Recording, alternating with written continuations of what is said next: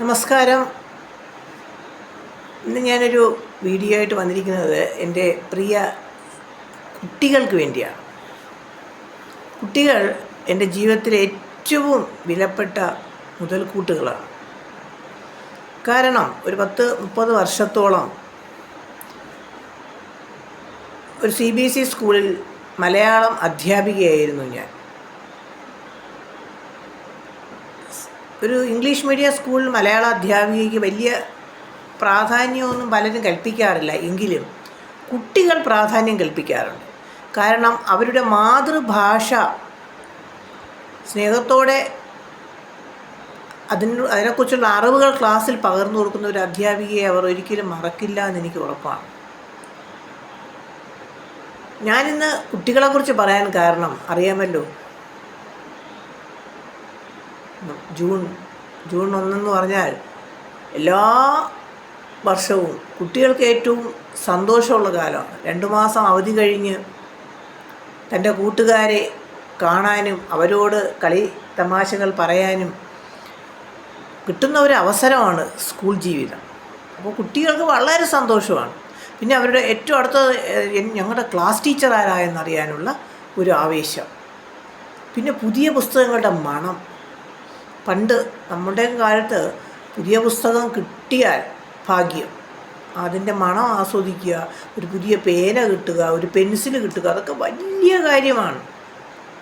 എനിക്കിപ്പോഴും ഓർമ്മയുള്ളത്, ഞാൻ 5ാം ക്ലാസ്സിലെങ്ങാണ്ടോ ആയപ്പോൾ അച്ഛൻ എനിക്കൊരു പേന വാങ്ങിച്ചു തന്നു. 5ാം ക്ലാസ്സിലാണ് പേന വെച്ച് എഴുതേണ്ടത്. നല്ലൊരു പേനയാണ്, നല്ല ഭംഗിയുള്ളൊരു പേന, പുള്ളിയൊക്കെ ഉള്ളൊരു പേനയാണ്. അപ്പോൾ ഞാൻ അതും കൊണ്ട് സ്കൂളിൽ പോകുന്നു. വൈകിട്ട് വന്നപ്പോൾ പേനയില്ല. പിന്നെ പറയാനുണ്ടോ പുകിൽ? പുതിയ പേനയാണ്, മഷിപ്പേന. അച്ഛൻ വരുന്നത് വരെ എനിക്ക് ഭയം. അമ്മയോട് പറഞ്ഞു, എല്ലാവരോടും പറഞ്ഞു, പേന കാണാനില്ല, ആരോ എടുത്തു.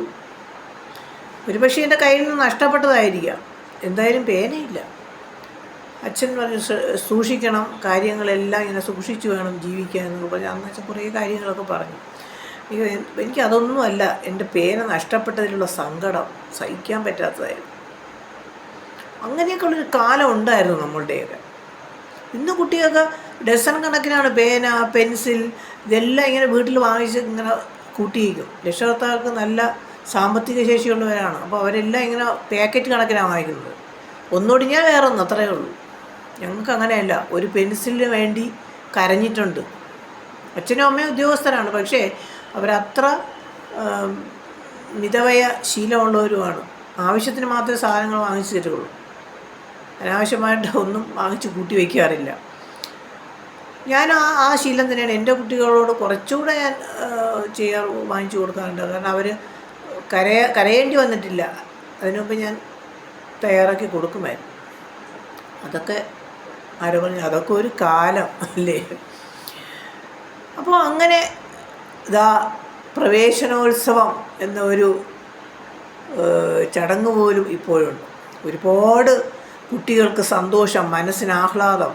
അവർ വീട്ടിൽ രക്ഷകർത്താക്കളുടെ കൂടെ കഴിഞ്ഞിരുന്ന ഒരു കാലം കഴിയുകയാണ്. അടുത്തത് അവർ നേരെ വിദ്യാലയത്തിലേക്ക്, കൂട്ടുകാരുടെ അടുത്തേക്ക് ഓടിയെത്തുകയാണ്.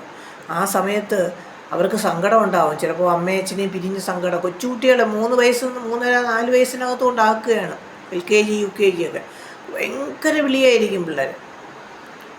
എങ്കിലും കുറച്ച് ദിവസം കഴിയുമ്പോൾ അവർ അവരുടെ റുട്ടീൻ, അവരുടെ ആ ഒരു രീതിയിലേക്ക് അവർ വരും. വീട് കഴിഞ്ഞ് വീട്ടിൽ നിന്നും ബസ്സിൽ കയറിയോ നടന്നോ അമ്മയോടോ അച്ഛനോടൊപ്പമോ സ്കൂളിൽ വരുന്നു, കൂട്ടുകാരോട് കളിക്കുന്നു, പഠിക്കുന്നു, തിരിച്ചു പോകുന്നു. ഇത് ആ ഒരു ലെവലിൽ അവർ എത്തിക്കോളും. യാതൊരു വിഷമവും വിചാരിക്കും.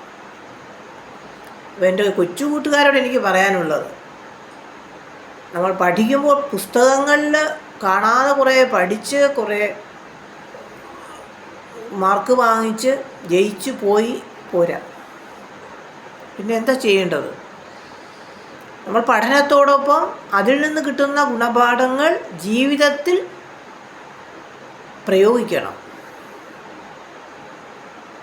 മറ്റുള്ളവർ ഉപദേശിക്കുമ്പോൾ നമുക്ക് ദേഷ്യം വരാം, കുട്ടികൾക്കായാലും വലിയവർക്കായാലും. ദേഷ്യം വന്നിട്ട് കാര്യമില്ല. മൂത്തവർ ചൊല്ലും മുതുനെല്ലിക്കയും ആദ്യം കഴിക്കും പിന്നെ മധുരിക്കും. മൂത്തവർ ചൊല്ല്, മൂത്തവർ പറയുന്ന അല്ലെങ്കിൽ നമ്മളെക്കാൾ മുതിർന്നവർ പറയുന്ന വാക്കുകളും മുതുനെല്ലിക്ക നല്ല വിളഞ്ഞ നെല്ലിക്കയും ഒരേ ഗുണമാണ്. ആദ്യം കഴിക്കുമ്പോൾ ഒരു കയ്പും പുളിപ്പും ഒക്കെ ഉണ്ടാവും, പക്ഷെ കുറച്ച് കഴിയുമ്പോൾ ഇതൊരു മധുരമാണ്. ONV കുറുപ്പ് പാടിയതുപോലെ തൊടിയിലെ കിണർ വെള്ളം കോരി കുടിച്ചെന്തു മധുരമെന്നോതുവാൻ മോഹം. ഉതിരുന്ന കായ്മണികൾ, ആ വരികൾ പെട്ടെന്ന് ഞാൻ മറന്നുപോയി. അടരുന്ന കായ്മണികൾ പൊഴിയുമ്പോൾ ചെന്നെടുത്തതിലൊന്നു തിന്നുവാൻ മോഹം. ആ ഓരോ നെല്ലിക്കയും വീഴുമ്പോൾ ഓടിച്ചെന്ന് എടുത്ത് തിന്നാൻ മോഹം. അത് കഴിഞ്ഞിട്ട് വെള്ളം കുടിക്കുമ്പോൾ ഉണ്ടാകുന്നൊരു മധുരമുണ്ട്. അതാണ് ആ നെല്ലിക്കയുടെ ഒരു സുഖമെന്ന് പറയുന്നതല്ലേ. അതുപോലെ വലിയവർ പറയുന്ന കാര്യങ്ങൾ ആദ്യം അങ്ങനെയൊക്കെ നമുക്ക് ഇഷ്ടപ്പെടാതെയൊക്കെ ഇരിക്കും, പക്ഷേ പിന്നീട് നമുക്ക് മനസ്സിലാവും, ഓ എന്ത് കാര്യം, നല്ല കാര്യമാണ് പറഞ്ഞു തന്നത്, അർത്ഥവത്തായ കാര്യമാണ് പറഞ്ഞു തന്നത്, ഞാനതനുസരിച്ച് നന്നായി എന്നൊക്കെ പിന്നീട് നമ്മുടെ ജീവിതത്തിൽ നമുക്ക് മനസ്സിലാകും. അതാണ് ജീവിതം. അപ്പോൾ കൊച്ചുകുട്ടികളുടെ എനിക്ക് പറയാനുള്ളത് ഞാൻ പറഞ്ഞു. വീട്ടിൽ നിന്നും വിദ്യാലയത്തിൽ നിന്നും കിട്ടുന്ന ചെറിയ ചെറിയ അറിവുകളും വലിയ വലിയ കാര്യങ്ങളും മനസ്സിലാക്കി അത് ജീവിതത്തിലേക്ക് കൊണ്ടുവരണം. ഒരു ഫുൾ A+ വാങ്ങിച്ചെന്നോ അല്ലെങ്കിൽ കുറേ മാർക്ക് നേടിയെന്നോ സ്കൂൾ ഫസ്റ്റ് വാങ്ങിച്ച് ജയിച്ചെന്നോ പറഞ്ഞിട്ട് കാര്യമില്ല. തന്നെ പഠിപ്പിച്ച അധ്യാപകരോട് ബഹുമാനം കാണിക്കാത്ത ഒരുപാട് കുട്ടികളുണ്ടെന്ന് പാടില്ല. അധ്യാപകർ വയസ്സായിക്കൊണ്ടിരിക്കും, എങ്കിലും അവരെ വല്ലപ്പോഴും ഒന്ന് വിളിക്കുക, ഒരു സന്തോഷം. എന്തു സന്തോഷമാണെന്ന് ഒരു അധ്യാപികയായ എനിക്ക് മനസ്സിലാകും. എൻ്റെ കുട്ടികൾ ഒരു ടീച്ചറെ ഒന്ന് വിളിക്കുമ്പോൾ ഉണ്ടാകുന്ന ഒരു ഹൃദയത്തിലൊരു സന്തോഷമുണ്ടല്ലോ, അതാണ് അവരുടെ അനുഗ്രഹം. അതവർ മനസ്സിലാക്കണം. നിങ്ങൾ ഓരോരുത്തരും മനസ്സിലാക്കണം. കൊച്ചു കുഞ്ഞുങ്ങളെ അമ്മമാരെ സ്നേഹിക്കും പോലെ അധ്യാപകരെയും സ്നേഹിക്കണം. സന്തോഷത്തോടെ അവരെ മുന്നിൽ കൂപ്പുകൈയോടെ നിൽക്കുക. തീർച്ചയായിട്ടും അവരുടെ എല്ലാ അനുഗ്രഹങ്ങളും നമുക്കുണ്ടാകും. നിങ്ങളെ ശപിക്കുകയൊന്നുമില്ല അവർ, നിങ്ങളവരെ കണ്ടിട്ട് ശ്രദ്ധിക്കാതെ കടന്നുപോയാൽ. പക്ഷേ അവരുടെ മനസ്സ് വേദനിക്കും. ഓ, ഞാൻ പഠിപ്പിച്ച എൻ്റെ കുട്ടികൾ എന്നെ ഒന്ന് നോക്കിയിട്ട് പോലും ഇല്ലല്ലോ, ഒന്ന് നോക്കുന്നില്ലല്ലോ തിരിഞ്ഞ്. ആ ദുഃഖം നമ്മുടെ മനസ്സിൽ നീറും. അതുണ്ടാകാതിരിക്കട്ടെ, അതൊരിക്കലും മനസ്സിലുണ്ടാക്കരുത്. കാരണം ഒരു അധ്യാപിക എന്ന് പറഞ്ഞാൽ നിങ്ങളുടെ ഗുരുനാഥയാണ്, നിങ്ങളുടെ ഏറ്റവും നല്ല ഉന്നതിയാണ് അവർ ആഗ്രഹിക്കുന്നത്. അതുകൊണ്ട് അവരെ ഒരിക്കലും നിങ്ങളെ ശാപവാക്കുകൾ പറയുകയില്ല. അവരുടെ വിഷമം കൊണ്ട് അവർ ചിലപ്പോൾ അങ്ങനെയൊക്കെ പറയും. അതുകൊണ്ട് എല്ലാ കുട്ടികളും അധ്യാപകരെയും രക്ഷകർത്താക്കളെയും മറക്കാതെ നല്ല നല്ല പാഠങ്ങൾ പഠിച്ച് ഓരോ പാഠത്തിൽ നിന്നും നല്ല ഗുണങ്ങൾ സ്വീകരിച്ച് ജീവിതത്തിലെ പ്രധാന മേഖലകളിലേക്ക് പറന്നുയരണം. എൻ്റെ കുട്ടിയാണത് എന്ന് പറയാൻ ഒരു അധ്യാപികയ്ക്ക് ഉണ്ടാകുന്ന സന്തോഷം. അപ്പോൾ നമുക്ക് സ്കൂളിലേക്ക് പോകണ്ടേ? എല്ലാവരും തയ്യാറായോ?